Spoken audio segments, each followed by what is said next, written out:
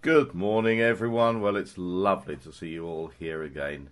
And Happy New Year if I haven't seen you yet. Thank you very much for those of you that sent me birthday cards last week. I can now creak legitimately as I wander through the last lap of life, shall I say. But anyway, we're all going to enjoy it, aren't we? And thank you for your submissions. I thought you'd enjoy that one, and you certainly have. There are films here, there are slides here from all over the world, and some are really imaginative. You've taken the challenge by the horns and tried to adapt your thoughts, your skills, and your abilities. Of course, not forgetting composition and the usual, frame within a frame and leading lines. And I am seeing lots of those, so thank you for those. I'll kick off straight away with the images, and we'll go straight to Brenda number 1, which is a very well seen shot inside a bar. I can tell where Brenda spent her Christmas. Well, lovely image, beautifully seen and thoughtfully put together. I was recently judging at a club not a million miles away from here, and I told them the acronym SIL. And I know I've told you these individual parts, but I'm not sure I've ever told you the breakdown. The S is that your image should tell a story. The I is that it must be intriguing. And the L is that it should make the judge laugh. So if you ever find me judging at your Hadley Camera Club, you'll know just put something in that ticks the boxes SIL, and you get those extra marks. So thank you for the bar, Brenda. You don't have anyone sitting on the stool, so I hope you didn't fall off the stool. But it gave me the idea of so the way some people spend their Christmases. And although we're in the Sally Army, I'm sure they'd enjoy a lemonade or whatever with us. Brenda number 2 seems to be New Year. This young man with his kazoo, is it, and his wristband and his funny hat on, really enjoying the spirit of the New Year festivity. Don't know why I think that's New Year. Oh yes, I do. The date on it is the 31st of December. So thank you for that. And Brenda number 3. Well, ladies and gentlemen, this is a little bit of a teaser, isn't it? What have we got here? We've got a symmetric photo. Symmetry is everything in this photo. And we have these leading lines down the avenue between these shuttered premises. Now that does lead me down to the bright spot at the end. And of course you know what I'm going to say, don't you?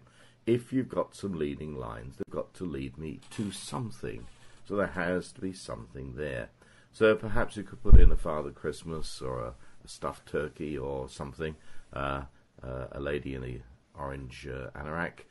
Maybe you should have borrowed Suzanne and put her in there. But anyway, thank you for that, and that's useful in terms of applying the leading lines principle. We'll move on to Diana. Now, here we are. Diana's shown her colours. Here we are, a very interesting drink containing what looks like a banana and a straw and some lemonade and something a bit stronger, and a little Christmas tree. So it says, Happy Christmas. We're in somewhere warm. It's lovely here, and I wonder how the weather is in England. Well, it was blooming awful here, but never mind. You've enjoyed it, and that's given us the idea of the spirit of Christmas, from the little Christmas tree and the drinking and the relaxing in the sunshine. You'll notice, ladies and gentlemen, that Diana has chosen to take a photo in the shade. Very wise. Always look for shade, and then you can mould the light appropriately. So I like that one. Thank you, Diana. That reminds me of somewhere warm at Christmas. Diana number 2. And here we have the arrival of Father Christmas. How wonderful. Now, most of us think that Father Christmas comes down the chimney. But Diana says, no, he comes in a canoe from the sea. Wonderful. I love it. What a good idea, and it certainly is well composed. You'll notice, ladies and gentlemen, that the Father Christmas character is walking across the image into the empty space on the right-hand side, which is good composition. I like that a lot, and that's given me a little chuckle. So that's tick the box of the L for making the judge laugh. It's also told me a story, so it's tick the box of the S. What about the I? Is it intriguing? Well, it is actually, because I want to look in the canoe, and in the canoe there are, of course, presents. So S-I-L, story, intrigue, and make the judge laugh. So try to do that in your photos, particularly if Hadley hire me as their judge, which they are, I must say, unlikely to do. But nonetheless, I like that image. Thank you, Diana. Well done. And welcome back to this side of the world. I take it you're back already. Diana number 3. Well, this is the way we would all like to spend our Christmas, wouldn't it? Wouldn't we? On the beach at Shoebury or Southend, with the sun beating down and a Christmas hat on and a pair of shorts and sun umbrellas. What a wonderful way to spend Christmas. And that's telling me a story, isn't it? That definitely ticks the story box in my check sheet. A little bit worried about the horizon. If you look at the sea on the right-hand side, it does look like the tide's going out to the right-hand side. So we have to be a little bit careful on that. And that consequently means that the lifeguard is leaning over. Maybe there's something other than just lemonade in his drink. But nonetheless, an interesting story. It is intriguing because I'm itching to know where it is. Is it Shoebury? Is it Southend? Or is it Clacton? No, I don't think it is, but great little story there. And it's intriguing because I want to see the people on the beach and what they're doing, how they're wearing their Christmas hats. and it's made the judge chuckle. So it ticks all the boxes. I like that a lot. It's well composed, well thought of, and well taken. So that's a goodie. Jeff number 1, the Christmas trees in the garden with the lights on them. They're not really Christmas trees, are they? They're bare twigs of what look like silver birches. But it gives me the idea of the festivity at Christmas, and that's exactly the thing we want to achieve. Now, one or two things I would also point out to you, ladies and gentlemen, about Jeff's photo here. There are 3 trees, and you know the magic number 3. Make there be 3 things in your images. And in this case, because of the size change in the photo, we have this sense of recession going on. So it's well seen and well taken, Jeff. If you had the photo manipulation software, you might like to take out the street light in the top right-hand corner. But other than that, I think that's done the job of telling us about Christmas. So well done, and it ticks the box of having 3 things. Now, Jeff submitted this image of some Black Tower wine, a few Christmas cards, some holly, and some wine glasses, which look very, very inviting. Thank you for that, Jeff. And you thought about the backdrop. You've brought the objects, the glasses and the cards and the bottle and the holly forward from the backdrop, so that backdrop is suitably out of focus. So well done on that, and that's very well thought of. Now, it's a little bit symmetric. In other words, the whole of the left-hand side is a mirror image of what's on the right, very nearly. And perhaps you would have considered moving the bottle to the third, the 1/3, there's the number 3 coming in again, and putting some of that wine in the bottles, in the glasses, should I say. Now, you could, of course, have put a Ribena or some other coloured drink in there, just to give a little extra colour to your image. Lighting-wise, it seems to be well taken.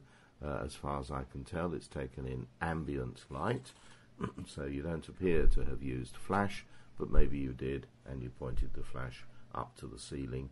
there seems to be a light coming from the left-hand side, which is casting the shadows with the diffuse specular highlights on the cards to the right. So that's well thought of. But we have to think a little bit on this one about composition, a little more off-centre, shall I say. But it's well taken, it's in focus, and it's well done. Thank you for that, Jeff. Jeff 3. Well, he's gone to a garden centre and he's found a friend. And here we are, we have a penguin, is it? I guess it's a penguin in a garden centre. And it certainly is the sort of thing that people might well have bought for their garden decorations. But once again, Jeff, it's slap in the middle, and it would have been perhaps better if you had put the penguin on the left-hand third and had some space in the right for something else to happen, or the penguin to walk into or sing into, as the case may be. So for the singing penguin, thank you very much. Iris 1, what a sweet little picture. Sweet little picture taken, well, just a few days ago of what I take to be the grandchildren, 2 little children. No doubt the parents would be delighted with this on their sideboard. Whether it's as imaginative as I know you are capable of making, I'm not so certain. It's a lovely photo of these little grandchildren on this occasion of whatever's going on. And they look very smart indeed, don't they? So quite sweet. Mo 1. Well, Mo's been on the bottle again, we can see here. That's Ribena or some such, or maybe something stronger. And we have a very beautifully composed, almost symmetric, but not quite photo. The not quite is a great advantage, because if it was absolutely symmetric, it would be boring, wouldn't it? So here we are, 2 glasses chinking together and a photograph taken. Now clearly we have what looks like a starburst in the glass, in each glass, which gives us that sense of roundness of the glass. And as you will know, and I've said it many times, the camera never lies. So in this case, it really did happen, or so we are led to believe. Now the only problem with this is that the picture on the right-hand side is hanging downhill. Seems like the tide's going out in this hotel room. And we have these, shall I say, large bright hands in the front, which really should have been vignetted out or toned down or otherwise dismissed a little bit. I'm just going to do something to try to see a little more of the image. Yes, I see the glasses are chinking together, and nonetheless the hands themselves are very bright. And my point of interest really is taken to the Ribena in the glasses. So a good attempt. Next time perhaps a light a little more oblique, and perhaps a light from on top, so as to show up the redness in the Ribena, and feather the light so that you don't get quite so much on these hands. These hands look huge, really, compared with the size of the glass, and you'll understand that something that's closer to the lens is no doubt going to appear larger than something that's further away. So well done on that, Mo, and keep taking the tablets. Mo number 2, he's captured Iris, just about to eat a mince pie, wearing a silly hat. How lovely. And he's put her into a snowy scene with a snowman just looking through the gap. And of course the camera never lies. I like the square format. Well done on that. Very, very powerful format.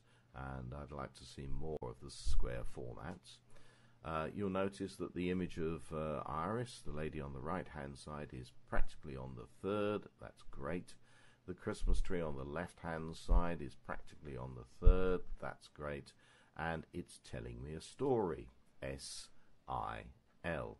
There will be a test at the end of this, and you should all remember what the letters stand for by now. So we'll see who wins the chocolates by who gets the SIL test correct. Very, very interesting. He's told me a story. I know that Iris was actually there. She's having this mince pie. There's a scene going on behind her, and I like that a lot. Bearing in mind there's probably just a tad of photo manipulation going on here, I would have expected the snowman to be a little bit soft rather than pin sharp. I know I'm being fussy, but you don't get to my position without being fussy.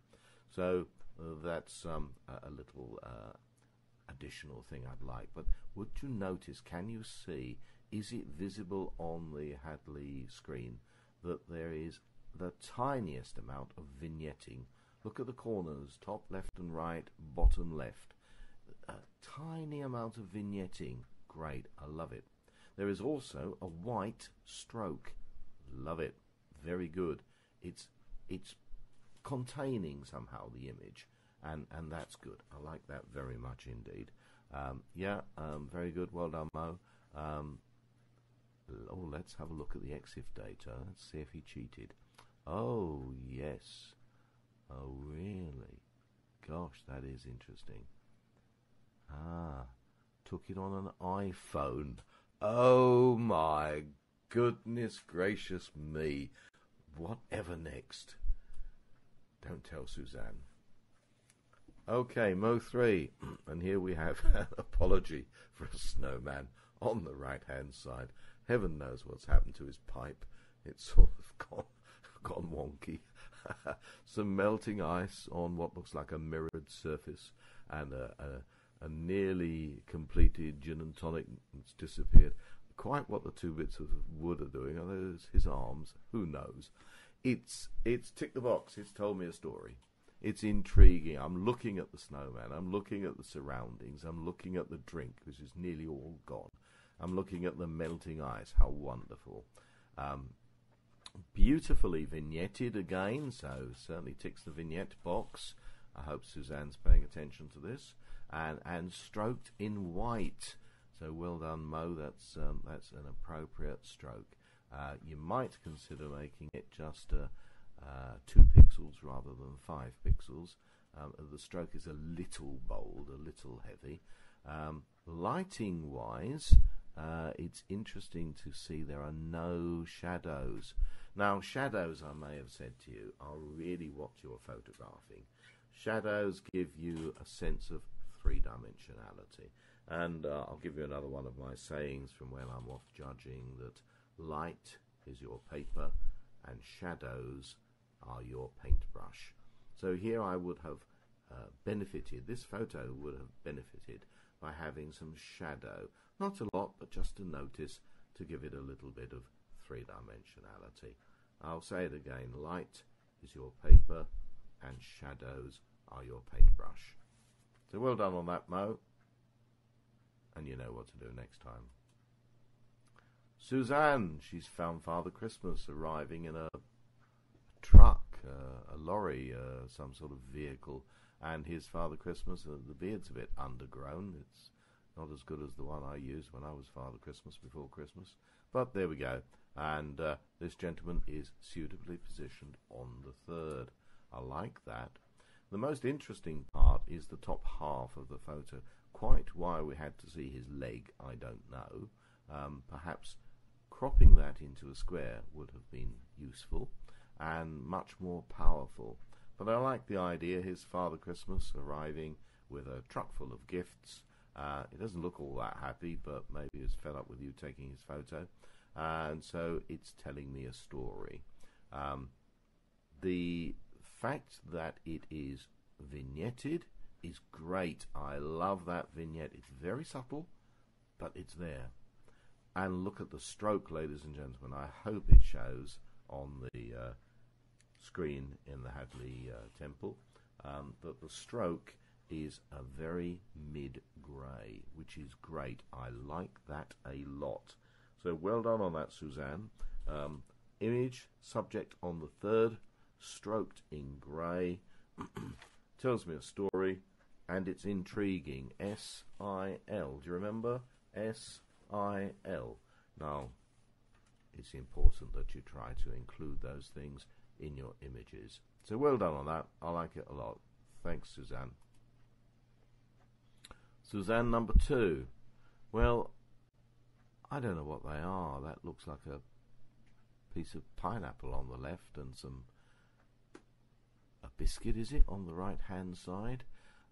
So it's intriguing. So you've ticked the box for the eye straight away. Is it making my mouth water? Well, it would do if I thought I could eat it, and I suspect you can eat this. I don't know. It's a little bit, shall I say, well, let's put it another way. I want 3 things, and you might say there are 3 things. There's a piece of pineapple and some other fruit on the left, there's some biscuits on the right, and there's a sort of a wiggle of jam in the middle. But I'd have wanted another item, another something, maybe a cherry or a cone or a baby Christmas tree or something like that, just to make the 3 actual objects. Then I'd like them offset somehow. So what have we got? We've got the fruit on the third on the left, so Suzanne's thought of putting things on the third. The biscuits on the right, she's vignetted it very, very slightly. Wonderful. And then she's really put the icing on the cake. Look, there's a black stroke, and then outside that is a white stroke. This is a masterful piece of tabletop photography. Well done. Keep going, keep going, keep trying, and you will get even better. Is it festivity? Well, of course it's festivity. It's some sort of dessert that Suzanne has decided to photograph, and it looks terrific. Does it tell me a story? Well, it's making my mouth water, so well done on that. Suzanne 3. Now, she said David likes 3 things, so she's put 3 puppets. Are they puppets? I don't know. I suspect they are. And put them together like that. Now, that's very imaginative, and you know I do like an imaginative photo. Now, the one on the top left is looking out of the photo, and he would have been better on the top right, looking down at the dead puppet down below. The one on the top right would just as usefully have been placed top left, if you have to have them in that orientation. And that would perhaps then have made a story. As it stands, I have 3 individual photos, which, as a panel, as I might put it, have been usefully put together, but I think could have been improved. Of course, the story of the puppets is, top right, puppet arrives with a bottle of something like cherry wine. Bottom, puppet drinks cherry wine, is totally inebriated and falls over. Top left, puppet looks down to see what's happened to the inebriated puppet. So there's a story lurking in there, but it needs rearranging, if I put it that way. So I like the idea. It's nearly making me laugh. I like the fact that you've put 3 up as a panel, and there is a story hidden in there. But just rearranging them would make them even better. And if you have the capability, I think it would be quite nice if you have the files to put those back in a different arrangement, the arrangement I've suggested, and put it into your Hadley Camera Club and see if the judge gets the story. You might want to think about the title, and you know, for a judge in a competition, in a Camera Club competition, give it a title that tells the judge what you want them to see. And quite clearly here we've got cherry wine, inebriated puppet, and an observer. So somehow wrap those ideas together and let the judge know what it is you're pointing out. Very well done. On a black background, beautifully done. Each image stroked with this curved edge. I like that a lot.